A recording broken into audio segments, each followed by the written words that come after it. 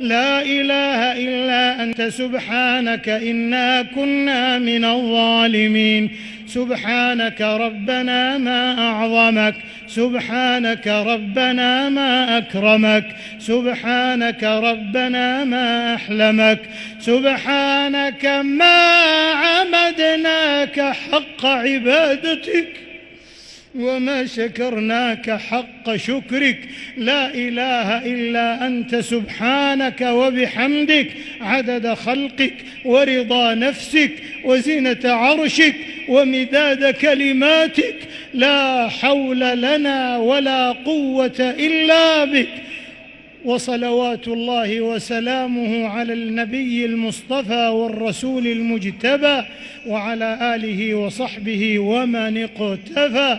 اللهم اهدنا فيمن هديت، وعافنا فيمن عافيت، وتولنا فيمن توليت، وبارك لنا فيما أعطيت، وقنا شر ما قضيت، فإنك تقضي ولا يقضى عليك، إنه لا يذل من واليت ولا يعز من عاديت، تباركت ربنا وتعاليت.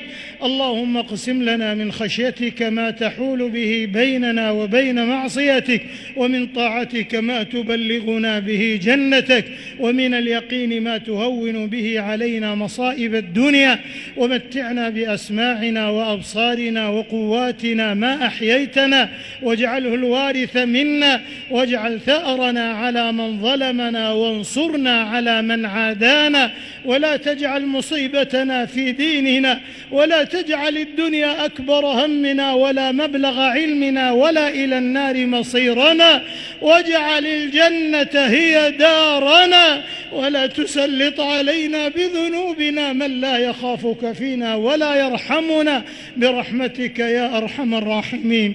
اللهم إنا نسألك رضاك والجنة، ونعوذ بك من سخطك والنار. اللهم إنا نسألك الجنة وما قرب إليها من قول وعمل، ونعوذ بك من النار وما قرب إليها من قول وعمل. اللهم إنا نسألك الهدى والتقى والعفاف والغنى. اللهم أحسن عاقبتنا في الأمور كلها، وأجرنا من خزي الدنيا وعذاب الآخرة.